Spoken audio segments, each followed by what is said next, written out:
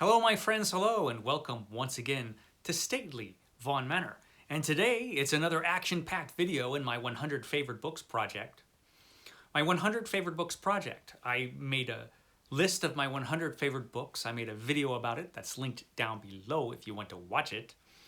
And basically, I'll take one book out of this 100 favorite books, and I will try to find the best edition I can of that particular book that I'll be talking about.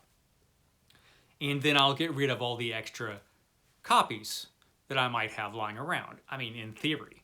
In theory, that's the idea. It hasn't actually happened yet, but in theory, that's the idea. So anyway, the book I'm talking about today is a great book. One of the best science fiction novels ever written. And that's not just according to me. That's according to lots of folks who know about this sort of thing. The Left Hand of Darkness by Ursula K. Le Guin. And the edition I have is from the Folio Society. So you know it's extra fancy pants. The Folio Society. Folio makes magnificent books. And this book here is a book that was released in 1969 by Ursula K. Le Guin. It's part of her Hainish cycle of books, which is a loose cycle of books that take place in the same universe. And this is about our main character, Genli I, who is a member of a federation, the Yukman, which is a loose federation of planets. And he's gone to this planet, Gethin. He's gone to the planet Gethin because he wants them to join up with the Federation of Planets. But he has a hard time doing it. He has a hard time convincing everybody that joining up with the Federation of Planets would be a good idea. There's some people that are for it. There's some people that are against it on this planet. The people of this planet look just like regular human beings, but there's one thing that's very different about them. And that one thing causes kind of a clash of cultures, so that our main character sometimes has a hard time relating to them, and they sometimes have a hard time relating to him. And they sometimes have a hard time communicating. And so this book is about a lot of things. There's a lot of political intrigue in this book. There's a lot of stuff in this book I didn't expect to be in there. A lot of great ideas in this book. Most of the big ideas that you hear talked about in this book are about gender and what does gender really mean and how important is it really? How important does it have to be? And I've heard this described as a feminist science fiction novel, and it might be.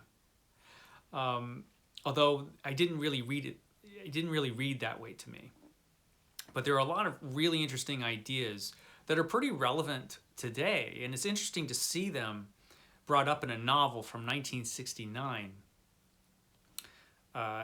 from such a different time. And so the book itself is kind of ahead of its time in that it is asking some pretty important questions. And it had some pretty interesting ideas that were being talked about in this book. The book itself is really, really good. The story is excellent. And so while there are a lot of great ideas in this book, the characters don't get lost in the science fiction ideas. The characters are really, really strong. The relationships between the characters are really good.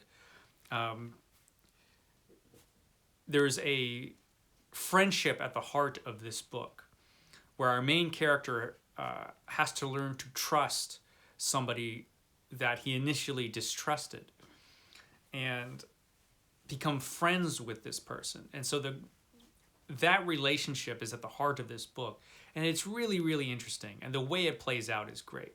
So like I said, I got the Folio Society edition of this book. There are a couple different fancy editions out there.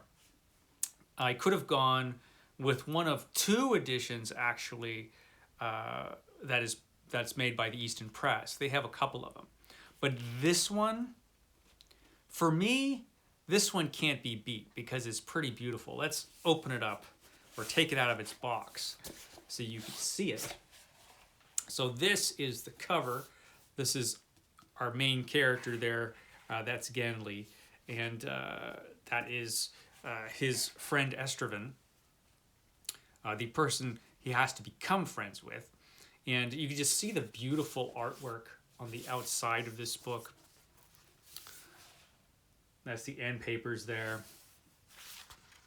This is illustrated by David Lupton, and what a magnificent job he did. The title page there, just beautiful. This was published in 2018, and I've pretty much wanted it since 2018, so I'm glad I finally got it. There's an introduction by Becky Chambers in this book, and it's a really good introduction. And while she was writing the introduction, Ursula K. Guin actually passed away. And she wrote this little bit. Language always falls short when it comes to mortality. But the thing I know for sure is that though loss is the term I'm drawn to use here, the loss to the science fiction community, the loss to the world of literature, the loss of an exceptional human life, that's not the only way to look at it. Gain. That's the word I want. Think of what we gained from what she gave us. Think of the beauty and wonder. Think of the mind-bending perspectives. Think of the entire worlds breathed into being. Death is common.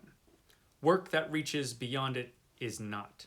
You're not holding a piece of that work in your hand. You're holding a piece of that work in your hands right now. A crystallized moment of what someone was thinking about at a specific point in time. Unlike memory, it'll never fade and it'll never change. I don't believe in an afterlife, but that seems awfully close. So, and that's the postscript to her introduction, which is really, really well done. And so that was excellent. The actual printing of the book is fantastic, and there's a bunch of really great illustrations. There's our main character there, and it really, really brings this book to life, these illustrations.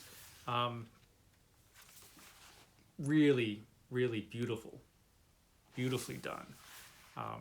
And of course, the quality of the book is fantastic. Folio really, really knows how to make a quality book. So good. So good, this book. Like I said, the illustrations are great, and it's just full of fantastic illustrations. Really, really excellent. So as far as an edition to get, this is the best I've seen from the Folio Society. And I just really, really wanted this one, and I'm pretty happy to have it. And it's probably the best edition that'll ever be made of this book. Probably. I have a hard time believing that something better than this for this book will come out. So I'm pretty happy with it. The Folio Society, they did a great job on this one. Good job, Folio. So The Left Hand of Darkness by Ursula K. Guin from the Folio Society. That's all I have to say about this book at this particular time.